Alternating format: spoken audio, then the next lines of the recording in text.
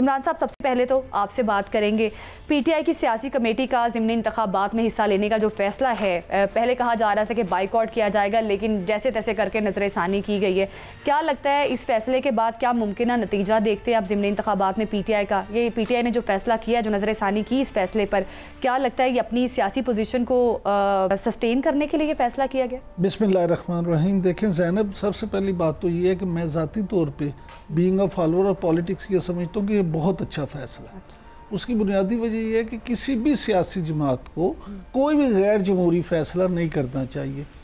ये अलग बात है कि आपको इलेक्शन कमीशन पे कुछ इतराज़ात हों, आपको इलेक्शन प्रोसेस पे कुछ इतराज़ात हों, या आप उसका जो भी नतीजा है, लेकिन ये नहीं है कि आप मुखालिफ के लिए बिल्कुल जो है ना वो खाली छोड़ दें मैदान ही, और ख़ुद ये कह दें कि जी हमने हिस्सा नहीं लेना। अब पीटीआई जो है उसके लिए, और मैं समझता हूँ दूसरी तरफ हुकूमत के लिए, दोनों के लिए अपनी साख बचाने का एक ये मुकाबला होगा। पीटीआई ये कोशिश करेगी कि वो अपनी जो मकबूलियत के दावे करते हैं, अवामी मकबूलियत के, उसको साबित करें इन सीटों पे दोबारा अपने कैंडिडेट को जितवा के। जबकि दूसरी तरफ हुकूमत की ये कोशिश होगी कि वो इन सीटों पे अपने उम्मीदवारों को जितवाए, ताकि वो ये साबित कर सके और ये कह सके कि देखें जी इमरान खान का जो तिलस्म था वो अब टूट चुका है और अब पीटीआई का वोटर जो है उस तरह से इंटैक्ट नहीं है। अच्छा इमरान साहब, बानी पीटीआई की 9 मई के हवाले से 8 मुकदमात में ज़मानत जो है, इसको आप किस तरह से देखते हैं? क्या बानी पीटीआई की रिहाई के इम्कानात बढ़ते हुए नज़र आ रहे? हनूज दिल्ली दूरस्त। अच्छा। हाँ जी, ये अच्छी बात है, ज़मानतें हो गई हैं। अगर अदालत ने ये समझा कि उनकी ज़मानत होनी चाहिए तो बड़ी अच्छी बात है, तो ज़मानत हो गई है। ये पीटीआई के लिए एक खुश आइंद बात है। और वो अपने वोटर को ये कह सकते हैं कि जी अब शायद ज़मानतें होना शुरू हो गई हैं, तो टेम्परेचर बदल रहा है या मौसम में कोई तब्दीली हो रही है, लेकिन असल में अभी ऐसा रावी उनके लिए चैन नहीं लिखता। अच्छा। ये ज़मानतें अभी हैं, लेकिन वो कहते हैं ना अभी इश्क के इम्तहान और भी हैं, तो अभी सितारों के आगे जहां और भी हैं। लेकिन पीटीआई तो बहुत पुरबीन नजर आ रही है। पीटीआई की जानिब से अब ये कहा जा रहा है कि जैसे तैसे करके जो बाकी केसेस हैं बानी पीटीआई पर, उनमें भी रिहाई जो है उसके काफ़ी ज़्यादा उनको ऐसे तासुरात नज़र आ रहे हैं कि आगे जाके रिहाई मिल सकती है। 190 मिलियन पाउंड केस में भी उम्मीद जाहिर की जा रही है पीटीआई की जानिब से कि बानी पीटीआई की रिहाई मुमकिन हो सकेगी। क्या लगता है आपको, क्या बैकडोर के मुज़ाकरात चल रहे हैं? ज़रूर, देखिए मुज़ाकरात तो हर वक्त चलते रहते हैं, चीज़ें होती रहती हैं, लेकिन पीटीआई के मुज़ाकरात में सबसे बड़ी रुकावट खुद इमरान खान है। आपको ये समझना होगा कि जब तक इमरान खान ही अगर किसी बात पे राज़ी नहीं होंगे तो फिर कैसी डील और कैसे मुज़ाकरात। लिहाजा ये कहना कि अभी रावी उनके लिए चैन लिख देगा, मैं ऐसा नहीं समझता। उसकी बुनियादी वजह ये है, आप ये देखें कि इस वक्त अगर कानून की नज़र से देखें तो इमरान खान साहब एक सज़ा याफ्ता कैदी हैं। वो हवालाती नहीं है कि सिर्फ उन पे इल्ज़ाम है, साबित कोई नहीं हो सके। हाँ, आप उससे 1001 इख्तलाफ कर सकते हैं कि वो फैसला ठीक था, गलत था, उनको नाजायज़ सज़ा दी गई, क्या हुआ, लेकिन बहरहाल इस वक्त वो सज़ा याफ्ता कैदी हैं। तो क्या उनकी इसमें बरीयत हो पाएगी?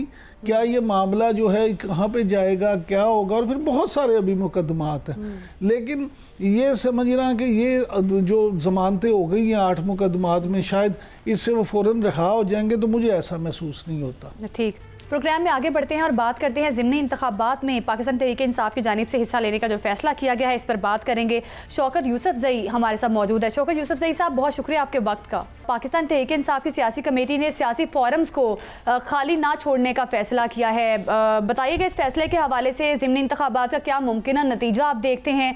ये हुकूमत और अपोजिशन दोनों के लिए सीटें जो हैं, क्या लगता है आपको अपनी साख बचाने का मामला नहीं होगा? बहुत शुक्रिया। देखिए, मेरे ख्याल से ये बहुत ही अच्छा फैसला है अगर इलेक्शन कंटेस्ट कर लिया जाए। गो कि हमारे साथ ज़्यादतियाँ हो रही है, हमें पता है कि इलेक्शन रिजल्ट जो है पहले से चुराया गया, अभी भी कोई तवक्को नहीं है कि हमें फेयर इलेक्शन हमें करने दें, लेकिन फिर भी हमें मैदान खाली नहीं छोड़ना चाहिए इनके लिए। ये मेरा शुरू दिन से मौक़िफ़ था और अच्छा हुआ कि खान साहब ने पॉलिटिकल कमेटी को ये इख्तियार दिया और उन्होंने ये फैसला किया। तो देखिए, आपको याद होगा कि 85 के अंदर जब नॉन पॉलिटिकल बेस के ऊपर जब इलेक्शन हुए थे और बड़ी बड़ी पार्टियों ने बाइकआउट किया, तो फिर ऐसे लोग सामने आए जो बाद में इसी उसके लिए मसाइल बने सियासी निज़ाम के लिए। तो शौकत यूसुफ सईद साहब, जिस तरह से पहले ज़िमनी इंतखाबात से बाइकआउट का आप लोगों ने फैसला किया, फिर अब कहा जा रहा है कि हम सियासी फोरम्स खाली नहीं छोड़ेंगे, हम ज़िमनी इंतखाबात में जो है हिस्सा लेंगे, तो अब जो एक और अहम इशू है, ये कहा जा रहा है कि महमूद खान अचकज़ई को अपोजिशन लीडर होने नामजद करने के हवाले से भी मुख्तलिफ आरा PTI में पाई जा रही है। तो ये कन्फ्यूजन जो है, इसके पीछे क्या वजह है? क्या लगता है आपको? महमूद खान अचकज़ई साहब को तो बानी PTI ने खुद नामजद किया है, तो पार्टी के अंदर चल क्या रहा है? क्यों कन्फ्यूज हैं आप लोग इतने? नो कन्फ्यूजन, कोई कन्फ्यूजन नहीं है। फैसले इमरान खान के ही चलेंगे। अगर उन्होंने कह दिया है कि महमूद खान अचकज़ई अपोजिशन लीडर होंगे, तो किसी को ये इख्तियार नहीं है कि वो अपनी कोई बात इस तरह इम्पोज कर सके। ठीक है, राय होती है।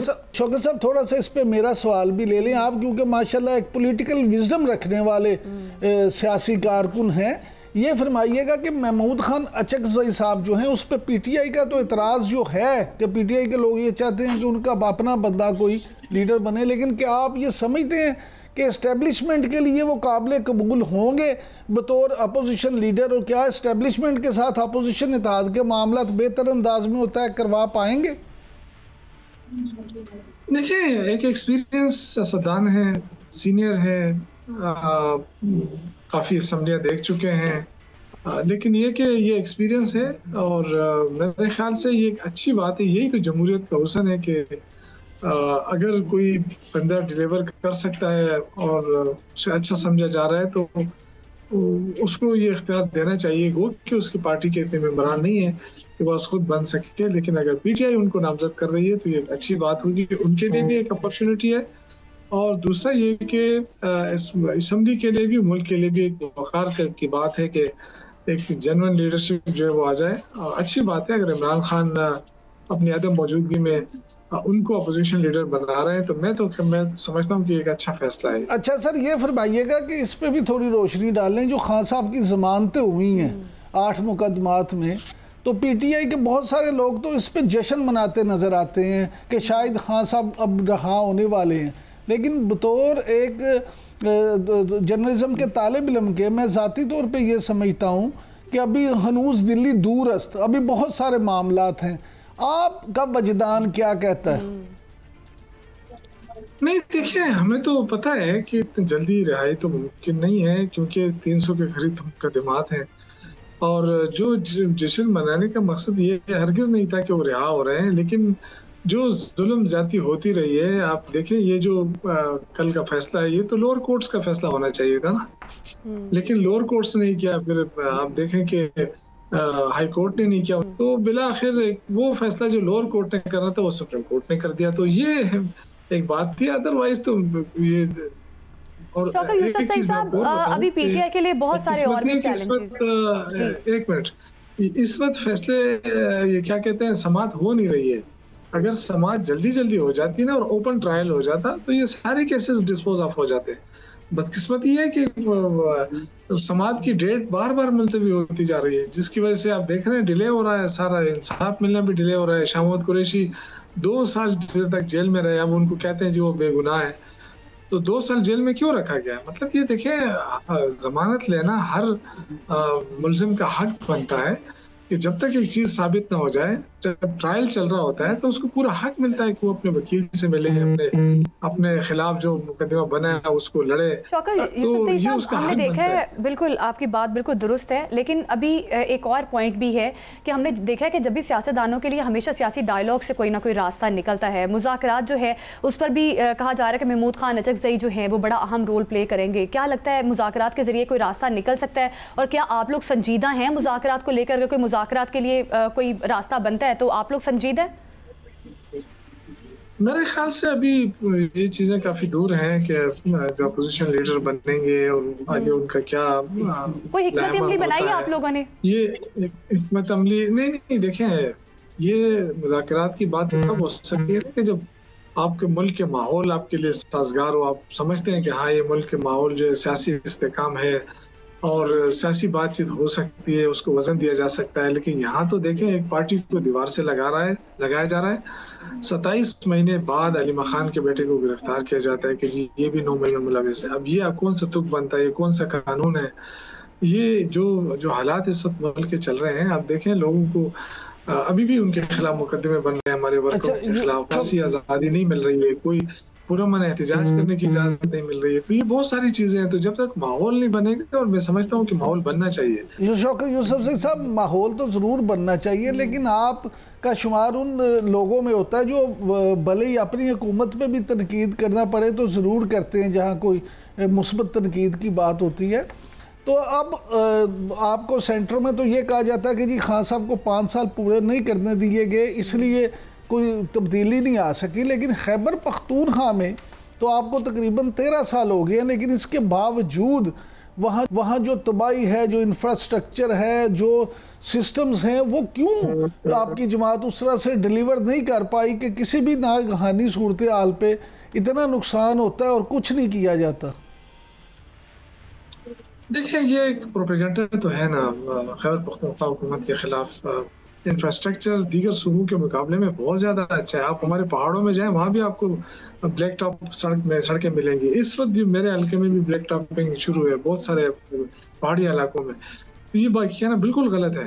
लेकिन अब ये कि अभी जो रिसेंटली जो वो हुआ है, वो जो फ्लड आया है या आसमानी बिजली गिरने से जो सैलाब बना है, वो तो सूरत हाल आके वो तो कुदरती आफात है, वो कहीं पे भी है। लेकिन असल इंफ्रास्ट्रक्चर आपने देखना है तो आप कराची को देखें ना, 3 दिन 4 दिन हो गए वो पानी में डूबा हुआ। सॉरी, आपको इंटरप्ट कर रही हूँ। उनकी नालायकी ये है, लेकिन उनकी नालायकी कोई नहीं बताता। हाँ सब हम कहते हैं, हाँ सब बना हुआ है।